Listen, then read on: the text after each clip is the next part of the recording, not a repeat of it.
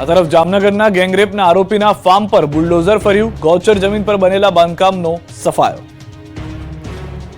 જામનગરથી 1 મહિના અગાઉ સામે આવેલી દુષ્કર્મની ઘટનામાં મુખ્ય આરોપી હુસૈન ગુલ મહમદ શેખના ફાર્મ પર તંત્રનું બુલડોઝર ફરી વળ્યું। આરોપીઓએ આ જગ્યાએ પીડિતાને પીખી હતી। તે જ જગ્યા પર ગૌચર જમીન પણ હતી, જેના પર આરોપીએ ગેરકાયદેસર કબજો જમાવ્યો હોવાનું પોલીસ તપાસમાં સામે આવતા આજે જામનગર જિલ્લા એસપી, ડીવાયએસપી, ડીટીઓ અને ટીડીઓ સહિતના અધિકારીઓની હાજરીમાં 11 વીઘા જમીન ખુલ્લી કરાઈ છે। મોટા થાવરિયા ગામ નજીક આવેલા અસદ નામનું ફાર્મ હાઉસ ગૌચરની જમીનમાં હોવાનો ખુલાસો થયો। મુખ્ય આરોપી હુસૈન ગુલ મહમદ શેખે ગૌચરની જમીન સર્વે નંબર જૂના 400 પૈકી 26 જેના સર્વે નંબર 873 ખાતે ગેરકાયદેસર દબાણ કર્યું। આરોપી હુસૈન ગુલ મહમદ શેખે ગૌચરની 11 વીઘા જમીન પર અસદ નામનું ફાર્મ હાઉસ તથા તારનું ફેન્સિંગ કરી દબાણ કર્યું। આ જગ્યા પર બુલડોઝર ફેરવવામાં આવ્યું અને જમીન ખુલ્લી કરાઈ હતી। 16મી ડિસેમ્બરે ઊંઝા એપીએમસીની ચૂંટણી, ઉમેદવારી પત્રકો ભરવા ખેડૂતો અને વેપારીઓ ઉમટ્યા। એશિયા ખંડની સૌથી મોટી એવી ઊંઝા એપીએમસીની 16મી ડિસેમ્બરે ચૂંટણી છે। ચૂંટણીને લઈને ઉમેદવારી પત્રો ભરવાની શરૂઆત થઈ છે અને જેને લઈને સવારે 11 કલાકે ઉમેદવારી ફોર્મ લેવા માટે વેપારીઓ અને ખેડૂતો એપીએમસી ખાતે ઉમટી પડતા લાંબી કતારો લાગી હતી। ઊંઝા એપીએમસીની બહાર ચૂંટણી માહોલને લઈને મેળા જેવો માહોલ સર્જાયો હતો। ઊંઝા એપીએમસીના પૂર્વ ચેરમેન દિનેશ પટેલે ફોર્મ ભર્યું। ખરીદ વેચાણ વિભાગમાં દિનેશ પટેલે મોટી સંખ્યામાં સમર્થકો સાથે ફોર્મ ભર્યું। ઊંઝાના ધારાસભ્ય કિરીટ પટેલ અને એપીએમસીના પૂર્વ વાઇસ ચેરમેન અરવિંદ પટેલે ખેડૂત વિભાગમાંથી ફોર્મ ભર્યું તો નારાયણ કાકાના પુત્ર ગૌરાંગ પટેલ અને સુપ્રીત ફોર્મ લઈ ગયા। સાથે જ પૂર્વ સેક્રેટરી વિષ્ણુ પટેલ પણ ઉમેદવારી ફોર્મ ભર્યું છે। ઊંઝા એપીએમસીની ચૂંટણીને લઈને ખેડૂત વિભાગની 10 અને વેપારી વિભાગની 4 અને ખરીદ વેચાણ મંડળી માટે 1 બેઠક માટે ફોર્મ ભરાયું છે। આવતીકાલે ઉમેદવારી ફોર્મની ચકાસણી કરવામાં આવશે તેમજ 9 ડિસેમ્બર 2024 ફોર્મ પરત ખેંચવાની છેલ્લી તારીખ છે તો 16 ડિસેમ્બર 2024 ચૂંટણી અને 17 ડિસેમ્બર 2024ના મતગણતરી થશે, જેમાં ખેડૂત વિભાગમાંથી 261, વેપારી 805 અને સહકારી ખરીદ વેચાણ મંડળીમાંથી 40 મળીને કુલ 1106 મતદારો મતદાન કરશે। બીઝર ગ્રુપના સર્વે સર્વા ભૂપેન્દ્ર ઝાલાથી અભિભૂત થઈ ગયા હતા એજન્ટ, માનતા હતા ભગવાન, વિદેશમાં જલસાના જુઓ દ્રશ્યો। બીઝર ગ્રુપના સર્વે સર્વા ભૂપેન્દ્ર ઝાલા અને તેના પંટેરિયા ભોળા લોકોના પૈસે વૈભવી લાઇફસ્ટાઇલ જીવી રહ્યા છે।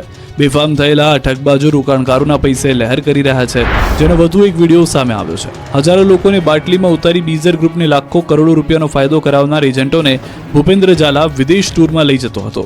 દ્રશ્યોમાં જોવા મળે છે કે મહાઠગ કંપની બીઝર ગ્રુપના એજન્ટ મયુર દરજી સહિતના એજન્ટો બાલીમાં મોજ મસ્તી કરી રહ્યા છે। બાલીમાં ફરીને મોજ આવી ગયા બાદ ભૂપેન્દ્ર ઝાલાને ભક્તિ કરતા હતા। વિદેશ પ્રવાસ કરાવવા બદલ આભાર માનતા એજન્ટો જોવા મળ્યા। બીજી તરફ કૌભાંડી ભૂપેન્દ્ર ઝાલા અને એમએલએ ધવલ ઝાલાની જુગલબંધીના એક બાદ એક વિડીયો જોવા મળી રહ્યા છે। આ વખતે એમએલએ ધવલ ઝાલા અને આરોપી મયુર દરજીનો વિડીયો સામે આવ્યો। મયુર દરજી અને ધારાસભ્ય એક સાથે દેખાયા, બંને એક સાથે ફરતા નજરે પડ્યા। પાટણમાં બાળ તસ્કરી કેસમાં વધુ એકની ધરપકડ। પાટણમાં બાળ તસ્કરી કેસમાં તપાસનો ધમધમાટ ચાલી રહ્યો છે। પાટણથી રાધનપુર અને રાધનપુરથી કચ્છ સુધી હચમચાવી નાખતી ઘટનાના તાર જોડાયેલા છે। એક બાદ એક બાળકોના દુશ્મનોની ધરપકડ થઈ રહી છે, ત્યારે વધુ એક શખ્સની ધરપકડ કરવામાં આવી છે। સાંઈ કૃપા હોસ્પિટલનું મેનેજમેન્ટ કરનારની ધરપકડ કરવામાં આવી છે। મેનેજમેન્ટ કરનાર અમરત ચૌધરીને પકડી પાડવામાં આવ્યા છે। મહત્વનું છે કે જન્મ પ્રમાણપત્રને લઈને એસઓજી પોલીસે રાધનપુર પાલિકામાં કરી હતી તપાસ। રાધનપુર પાલિકાથી પ્રથમ બાળકનું જન્મ પ્રમાણપત્ર નીકળ્યું હતું। પોલીસ તપાસમાં રાધનપુરની સાંઈ કૃપા હોસ્પિટલમાં બાળકનું જન્મ પ્રમાણપત્રનું રજીસ્ટ્રેશન થયું હતું, જેથી પોલીસે સાંઈ કૃપા હોસ્પિટલનું મેનેજમેન્ટ કરતા અમરત ચૌધરીને પકડી લીધો છે। અમરત ચૌધરીએ બોગસ ડોક્યુમેન્ટથી કરવામાં આવ્યું હતું રજીસ્ટ્રેશન। એસઓજી પોલીસે અમરત ચૌધરીની અટકાયત કરી વધુ પૂછપરછ હાથ ધરી। ધોરાજી તાલુકામાં અઠવાડિયામાં બીજા હત્યાની ઘટના। નાની પરબડી ગામે યુવાનની હત્યા, મૃતદેહ મળતા પરિવાર પર આફત। રાજકોટના ધોરાજીમાં નાની પરબડી ગામે સીમ વિસ્તારમાંથી એક યુવકનો મૃતદેહ મળતા ચકચાર મચી ગઈ છે। વિમલ સાગઠિયાને ગળે ફાંસો આપી હત્યા કરી મૃતદેહ સાગઠિયાના સુરાપુરા દાદાની મંદિરની બાજુમાં મૂકી દીધાનું સામે આવ્યું છે। આ અંગેની જાણ પરિવારજનોને થતા પરિવારજનો પર આભ તૂટી પડ્યું હતું। ઘટના સ્થળે પરિવારજનો દોડી આવ્યા। જુવાન જૂથ દીકરાનું મોત થતા પરિવારજનોએ રોકકડ કરી મૂકી। પરિવારજનોએ પોલીસ સમક્ષ હોબાળો મચાવ્યો। પોલીસે મૃતદેહનો કબજો લઈને હોસ્પિટલે ખસેડ્યો।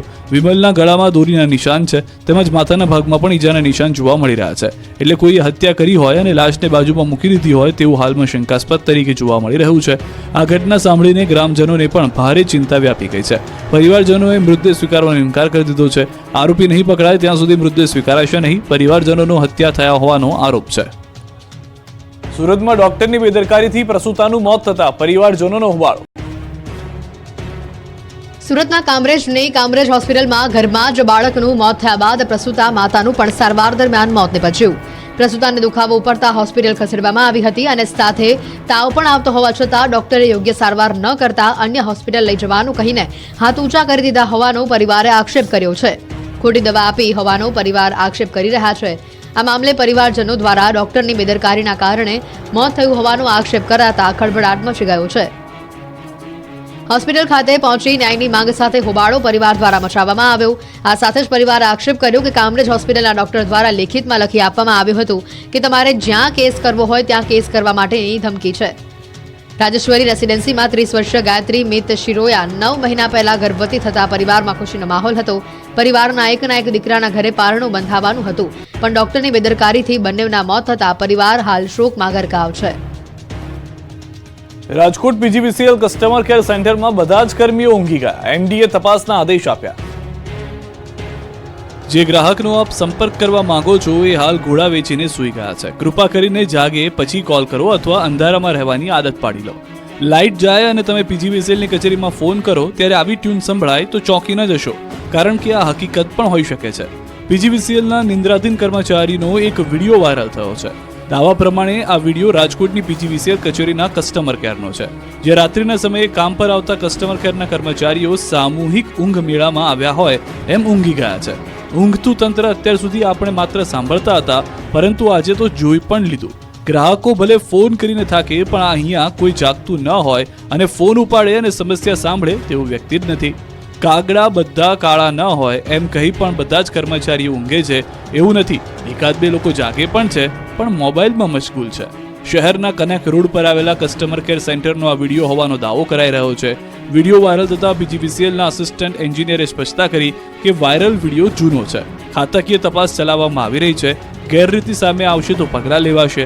સૂતેલા કર્મચારીઓ કોન્ટ્રાક્ટ આધારિત છે, પરંતુ એનો મતલબ એ નથી કે કામના સમયે સૂઈ જવાનું.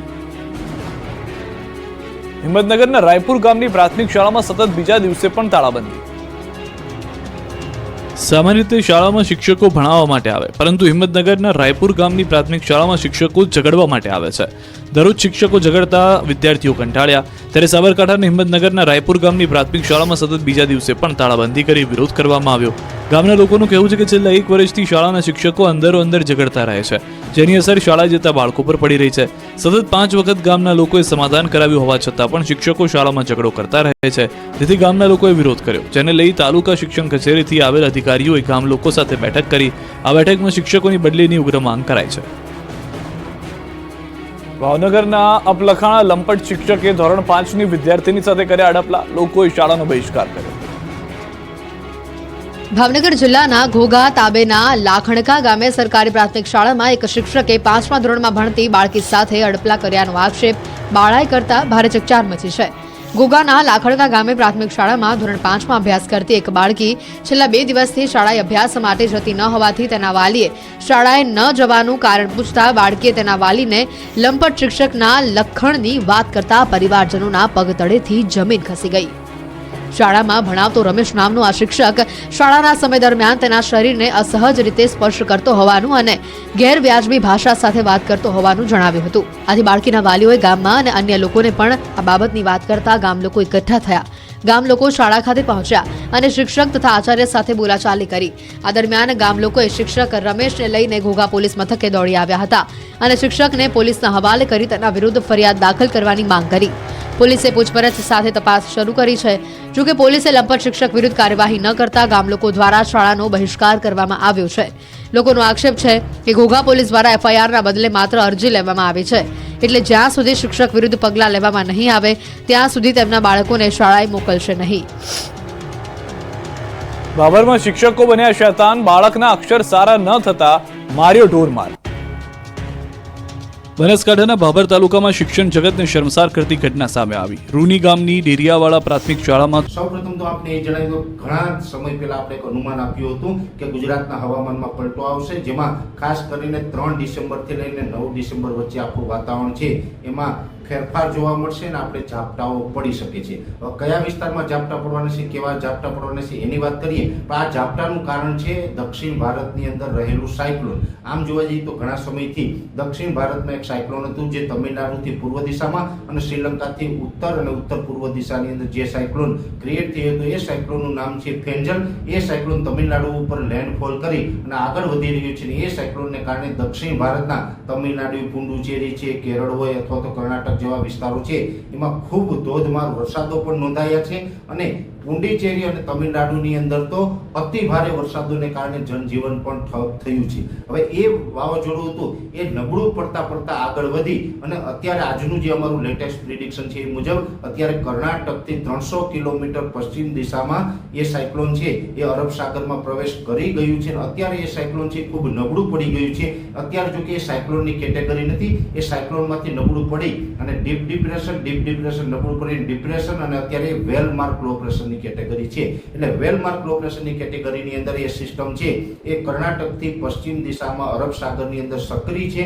અત્યારે હવે થોડીક ઉત્તર તરફ અને વધારે પડતા એ પશ્ચિમ દિશા તરફ આગળ વધે તેવી શક્યતાઓ છે. જોકે આને કારણે ગુજરાતને કોઈ મોટો ખતરો નથી, પણ હવે આજથી પણ ઘણા વિસ્તારોની અંદર હવામાનમાં પલટો આવ્યો છે. આજે 3 ડિસેમ્બરથી અને હજુ 6-7 ડિસેમ્બર સુધી ગુજરાતના હવામાનમાં પલટો જોવા મળી તેવી શક્યતાઓ છે. જોકે ઓલ ઓવર ગુજરાતમાં તમામ વિસ્તારોની આની અસર નથી થવાની કે તમામ વિસ્તારોની અંદર વાદળછાયું વાતાવરણ થવાનું નથી, પણ ઘણા બધા વિસ્તારોની અંદર વાદળછાયું વાતાવરણ પણ થશે. લગભગ 60% આસપાસ વિસ્તારને તો આવરી લેશે અને અમુક વિસ્તારમાં માવઠાના ઝાપટાની શક્યતાઓ છે. સૌપ્રથમ તો જે માવઠાના ઝાપટાની શક્યતાઓ છે એની વાત કરવા જઈએ તો મધ્યપ્રદેશ અને મહારાષ્ટ્ર બોર્ડર લાગુ વિસ્તારમાં ઝાપટાની શક્યતાઓ છે, જેમાં દાહોદ, ગોધરા અને છોટાઉદેપુર કે જે મધ્યપ્રદેશ બોર્ડર છે ત્યાં પણ હળવા સામાન્ય છૂટાછવાયા માવઠાના ઝાપટા છે એ પડી શકે. જો કે આ જે 3 જિલ્લા છે દાહોદ, ગોધરા અને છોટાઉદેપુર એ 3 જિલ્લામાં જે છાટાછૂટીની શક્યતાઓ છે એટલે સમગ્ર 3 જિલ્લામાં ન પડે પણ છૂટાછવાયા પડે, 2-5 ગામમાં પડે, 2-5 ગામમાં ન પડે એવી રીતે છૂટાછવાયા અને એકદમ હળવા સામાન્ય હશે કે જેને કારણે કોઈ ખેતી પાકને કે આપણે બીજા કોઈ માલ મિલકતને નુકસાન થાય તેવી સંભાવનાઓ નથી, પણ છૂટાછવાયા ઝાપટાઓ ચોક્કસથી ત્યાં જોવા મળશે. એવી જ રીતે દક્ષિણ ગુજરાતમાં પણ ઘણા બધા વિસ્તારોની અંદર ઝાપટાની શક્યતાઓ છે. સૌથી વધારે જે ઝાપટાની કે છાટાછૂટીની તીવ્રતા છે એ તાપી અને ડાંગ જિલ્લામાં જોવા મળે તેવી શક્યતાઓ છે. તાપી અને ડાંગ જિલ્લામાં તો આવનારા 3-4 દિવસ ખાસ કરીને 4 અને 5 તારીખ દરમિયાન આ ઝાપટાની શક્યતાઓ તાપી અને ડાંગમાં રહેલી છે. એ સાથે પણ આગળ પાછળ એકાદ દિવસ એ ઝાપટા કે છાટાછૂટી જોવા મળી શકે અને ડાંગ અને તાપીને બાદ કરતા બીજા વિસ્તારો હોય જેમાં વલસાડ હોય, વાપી, નવસારી છે, સુરત છે અથવા તો જે રાજપીપળા જેવા વિસ્તારો હોય અને એની આસપાસના અમુક વિસ્તારો છે જેમાં હળવા સામાન્ય છૂટાછવાયા છાટછૂટ થઈ શકે છે. એટલે દક્ષિણ ગુજરાત અને મધ્ય ગુજરાતના આ ભાગોની અંદર ઝાપટા પડી શકે. સૌરાષ્ટ્રની વાત કરવા જઈએ તો સૌરાષ્ટ્રના દરિયાઈ કાંઠાના વિસ્તાર જેમાં મહુવા, રાજુલા હોય અથવા તો ખાંભા તાલુકો છે, ઉના હોય કે કોડીનાર, સૂત્રાપાડાથી લઈ અને છેક સોમનાથ સુધી, તાલાળા સોમનાથ, એટલે કહી શકાય કે મહુવાના દરિયાકાંઠાથી લઈ અને સોમનાથના દરિયાકાંઠા સુધીના અમુક ગામડાઓમાં છાટાછૂટી એકદમ હળવી થઈ શકે છે. જોકે સૌરાષ્ટ્રના દરિયાકાંઠા ઘણી વખત એવું પણ બનશે કે કદાચ એકદમ છૂટાછવાયા કોઈ જગ્યાએ એકલ દુકલમાં પડે તો, બાકી સૌરાષ્ટ્રના દરિયાકાંઠે બહુ શક્યતાઓ નથી, પણ આપણે હળવા સામાન્ય કોઈ ગામની અંદર ઝાપટાઓ છે પડી શકે છે. એટલે આ રીતનો જે વરસાદી માહોલ રહેવાનો છે. એટલે આ માવઠું કોઈ મોટું માવઠું નથી, જે છેલ્લા ઘણા સમયથી અમે આપને બતાવતા આવ્યા છે કે આમાં કોઈ મોટું માવઠું થવાનું નથી. એટલે કોઈ ડરશો નહીં, કોઈ ગભરાશો નહીં. હા, વાતાવરણમાં પલટો આવશે એટલે વાદળછાયું વાતાવરણ થશે, અનેક જગ્યાએ ઘાટા વાદળ થઈ જશે. જો કે બીજા વિસ્તારોની અંદર જે વાદળછાયું વાતાવરણ થશે જેમાં સૌરાષ્ટ્ર હોય, દક્ષિણ ગુજરાત હોય, મધ્ય ગુજરાતના અમુક ભાગો અને કચ્છના પણ અમુક વિસ્તારોની અંદર વાદળછાયું વાતાવરણ થઈ શકે છે. ઉત્તર ગુજરાતમાં એકદમ હળવા છૂટાછવાયા સ્થળે કોઈ જગ્યાએ વાદળ જોવા મળશે, બાકી ઉત્તર ગુજરાતમાં બહુ વાદળછાયું વાતાવરણ નહીં જોવા મળે. વાદળછાયું વાતાવરણને કારણે તમને એવું લાગશે કે કદાચ મોટું માવઠું થાય એવી શક્યતાઓ છે, પણ આમાં કોઈ મોટા માવઠાની શક્યતાઓ નથી. માત્ર વાદળ થશે અને વાદળને કારણે એક ડર ઊભો થશે, બાકી કોઈ મોટા માવઠાની શક્યતાઓ નથી, જેની દરેક મિત્રોએ નોંધ લેવાની છે. એટલે આ પ્રકારનું હવામાન રહેવાનું છે. 6-7 તારીખ પછીથી ફરીથી ગુજરાતનું હવામાન ચોખ્ખું થશે અને રાબેતા મુજબનો શિયાળો છે એ આગળ વધે તેવી શક્યતાઓ છે.